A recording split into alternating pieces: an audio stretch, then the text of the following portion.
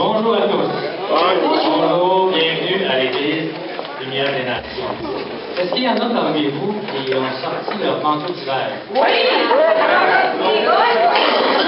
Ah, les bottes aussi. J'ai pas sorti mes bottes, mais le manteau d'hiver, c'est pas toujours. Merci, parce que ça commence à être risqué. Alors, on va se réchauffer un peu physiquement et spirituellement, si on veut.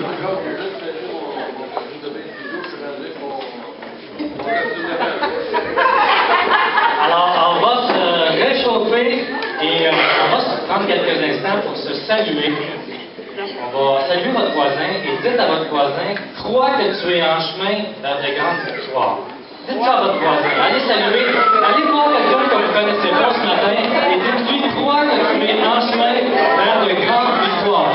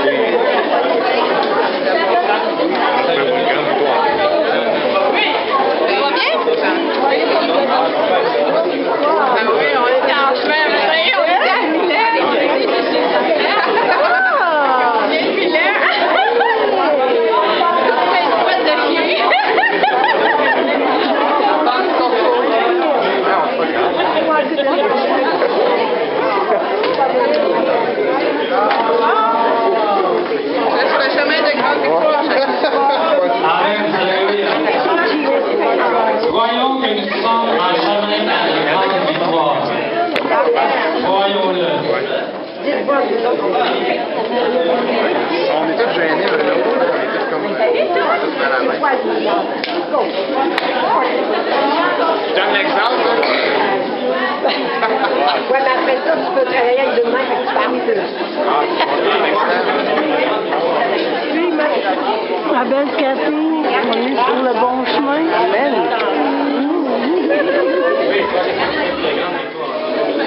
Posé à côté.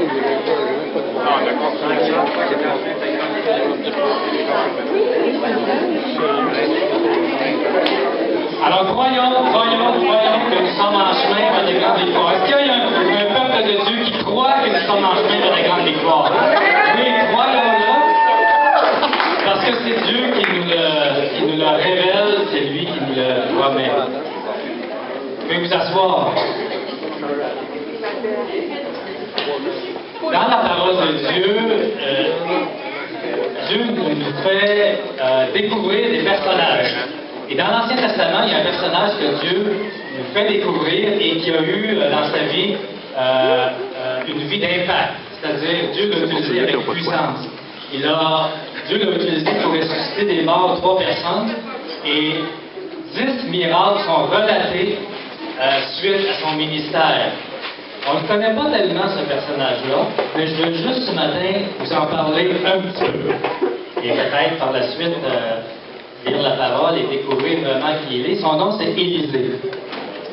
À l'époque d'Élisée, la Syrie, c'est la nation au nord-est d'Israël, était en guerre contre Israël. Alors la Syrie, le roi de Syrie a décidé d'aller dans la ville où Élisée était pour le neutraliser, d'une part, parce qu'il savait qu'Élisée avait beaucoup d'influence sur la nation d'Israël, et aussi pour prendre la ville et puis avancer dans la conquête.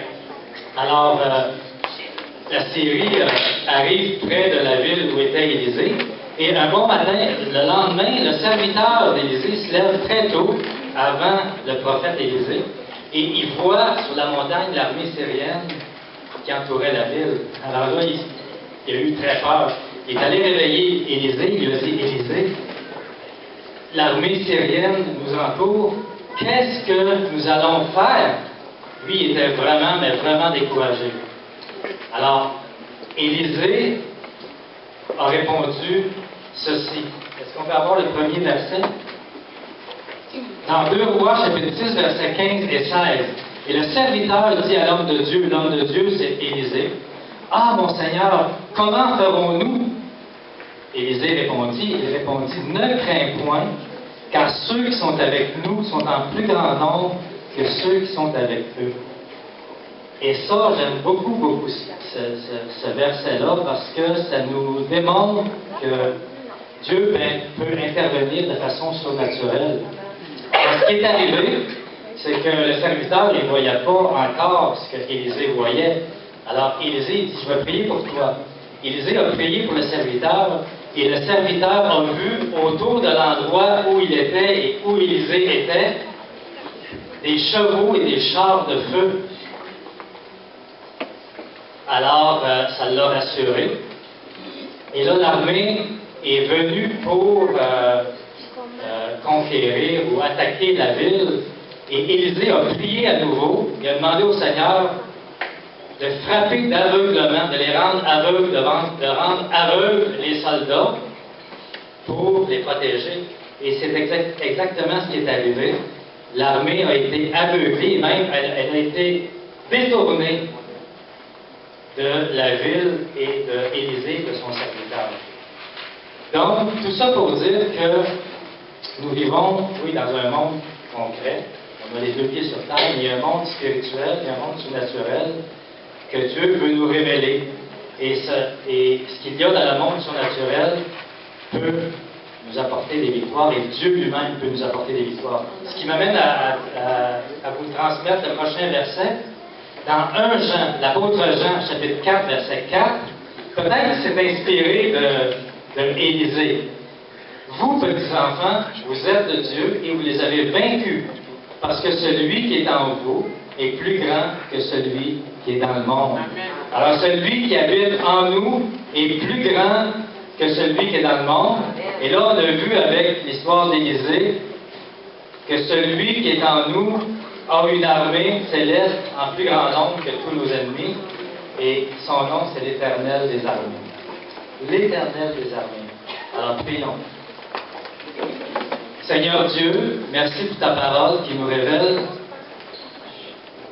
que les personnages, Seigneur, de la Bible, les hommes de foi, ont eu de grandes victoires parce qu'ils ont prié, parce qu'ils ont mis leur foi en toi et parce qu'ils ont vu des choses suite à la prière, suite à une vie de consécration.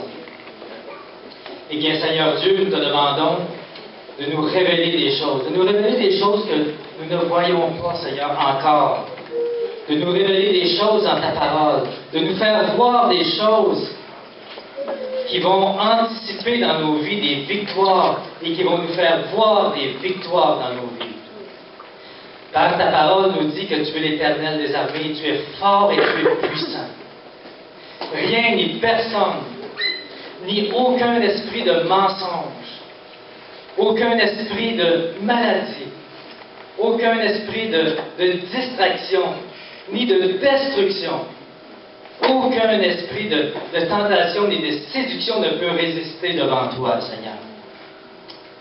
Et nous savons que tu vis en nous. Et grâce à toi, Seigneur, nous marchons de victoire en victoire et de bénédiction en bénédiction, et nous anticipons les victoires dans nos vies. C'est dans le nom de Jésus, Père, que je te prie. Amen. Amen. Amen. Bonjour tout le monde, ça va bien ce matin? Est-ce que vous êtes prêts à célébrer le nom de notre Seigneur ce matin? Oui! Voici le jour que Dieu a créé, qu'il soit pour nous un sujet de joie. Voici le jour que Dieu a créé, qu'il soit pour nous un sujet de joie. Réjouis-toi dans le Seigneur. Réjouis-toi dans le Seigneur.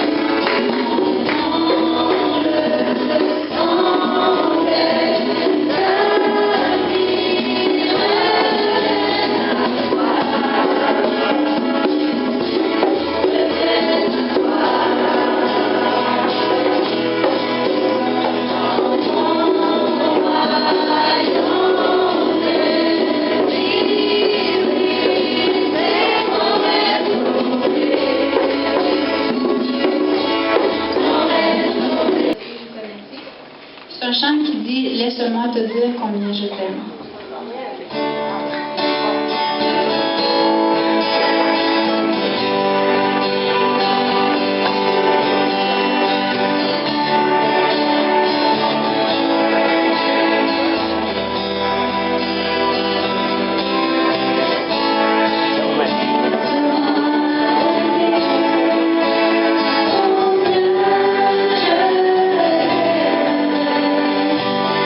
Laisse-moi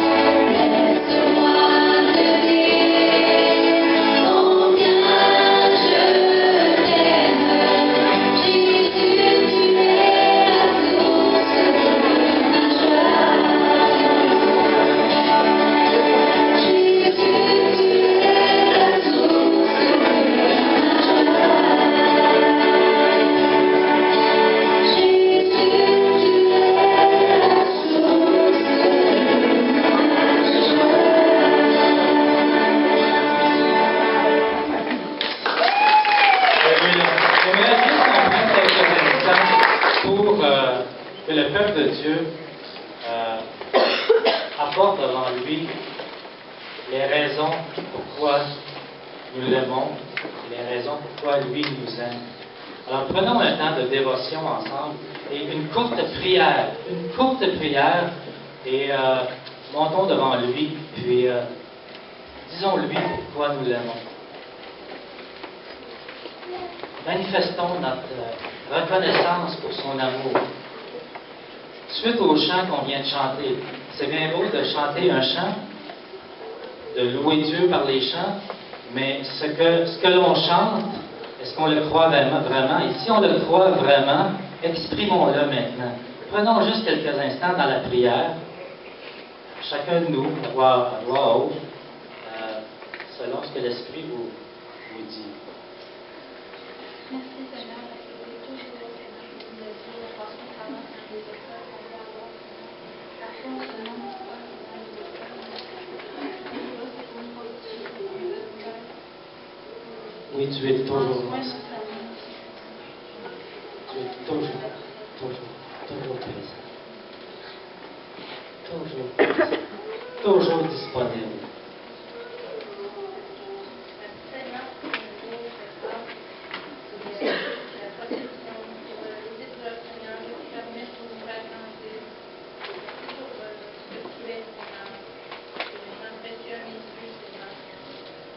Ton amour et ta grâce, c'est ce que nous avons le plus de besoin.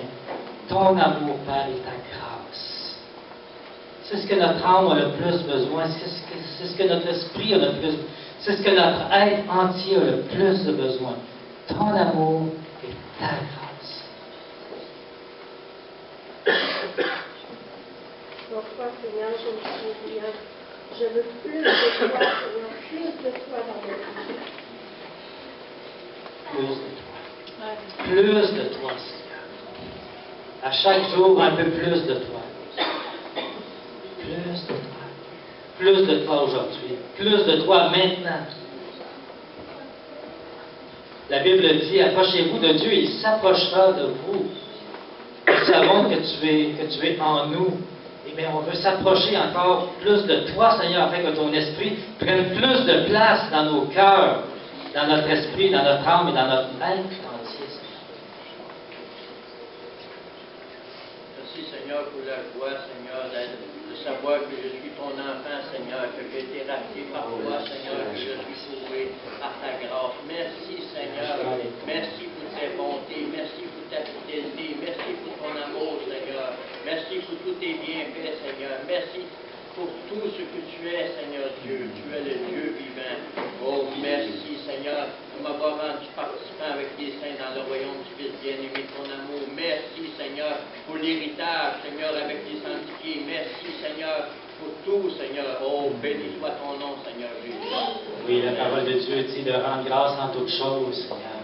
Et si on commence à rendre grâce en toutes choses, on peut en avoir pour des heures et des heures et des heures, parce que tu es tellement bon, Seigneur, pour nous. Tu es bon pour tes enfants. Et comme mon frère vient de le dire, nous sommes dans la joie parce que nous sommes tes enfants, Seigneur. Et nous voulons être reconnaissants à chaque instant de nos journées, Seigneur. Oui, Seigneur. On dit aujourd'hui, nous t'invitons dans nos cœurs.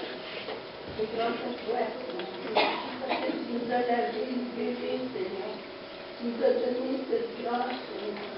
Cette grande opportunité, Seigneur. Et Seigneur, ouvre nos cœurs, Seigneur. Purifie nos cœurs, Seigneur. Afin que la place, Seigneur, que nous te donnons, Seigneur, soit digne de toi, Seigneur. Nous sommes libres. Tu nous as donné la vie, tu nous as donné la liberté, Seigneur. Et tu nous purifies de toute iniquité, comme le dit ta parole, Seigneur. Merci, Père éternel. Dans ta parole, tu nous dis que si nous te cherchons, tu te laisseras. Merci pour ta parole, mon Dieu, parce que c'est à travers elle qu'on apprend à te découvrir, qu'on apprend à te connaître, qu'on connaît tes voies, qu'on connaît ta volonté. Merci pour ta parole. Dans ce monde d'obscurité, dans ce monde de ténèbres, nous avons besoin de cette lumière. Nous avons besoin de ta parole, qui est un phare où on doit diriger nos yeux à chaque jour de notre vie afin de marcher dans la route que le phare nous indique, afin de ne pas s'échouer ni à gauche ni à droite, mais de suivre cette lumière rassurante, cette lumière protectrice qui est ta parole.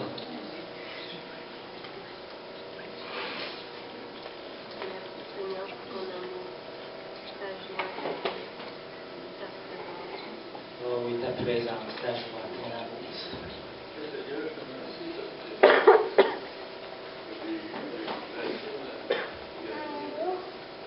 j'ai un PowerPoint sur Internet.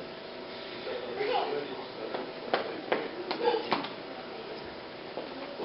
différents. C'est vrai que la semaine sur un accord, c'est bien des mots. C'est marrant aussi.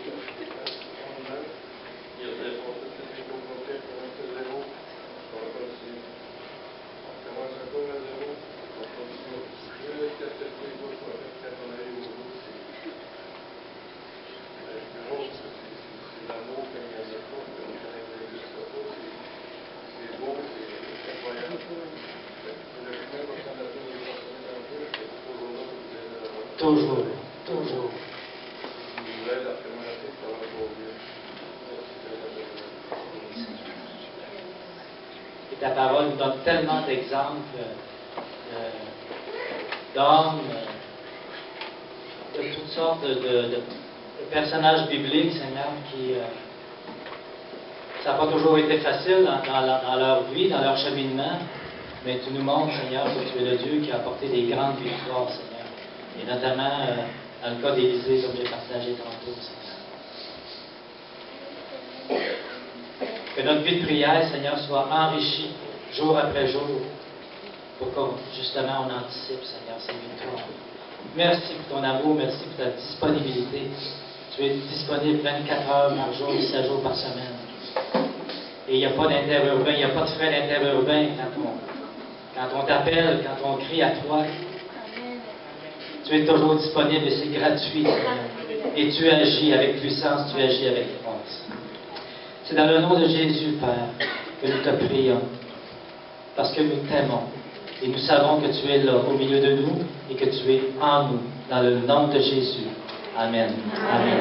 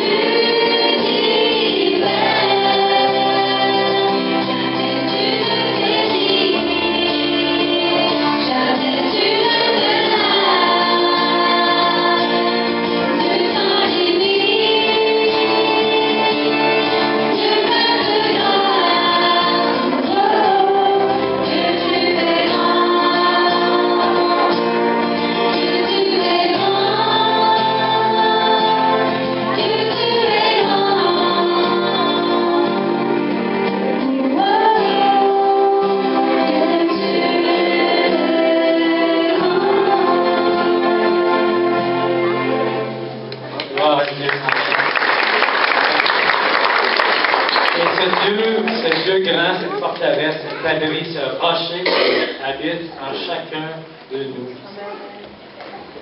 Laissons-le travailler en nous. Laissons-le travailler. Donnons-lui de la place. Si on veut que Dieu travaille en nous, il faut lui donner de la place. Moins il va avoir de place, moins il va travailler, ça lui prend de la place pour travailler en nous. Alors, par la prière, par l'abandon à lui, faisons-lui de la place, puis il va s'occuper que son esprit il va prendre encore plus de place en nous. Il va travailler en nous. Et le peuple de Dieu dit Amen, Amen, Amen.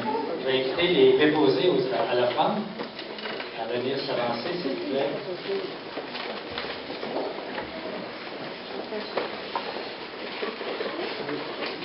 Il y en a parmi vous qui ont besoin d'enveloppes. Levez la main, on va vous en distribuer.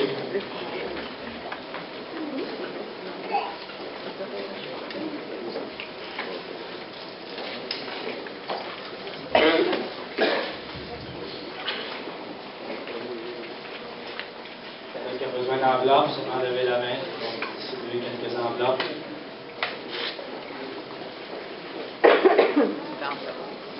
On va voir le verset.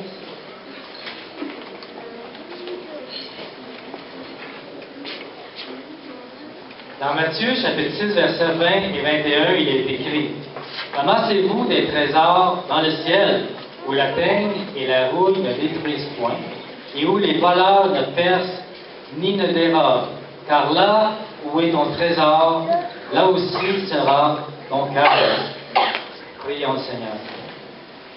Papa du ciel, merci pour tes provisions. Merci pour tout ce que tu nous donnes afin de pourvoir à nos besoins essentiels. Et ta parole nous invite, Seigneur, à partager, à te donner une partie de ce que tu pourvois pour nous, pour l'avancement de ton royaume, l'avancement de cette Église, Seigneur. Et c'est ce que nous voulons faire maintenant. Seigneur, utiliser ces sous, cet argent, pour que cette Église se développe et que, Seigneur, nous puissions éventuellement avoir des locaux pour accueillir encore plus de gens pour proclamer haut et fort le message de l'Évangile et pour voir des vies sauvées. Dans le nom de Jésus. Amen.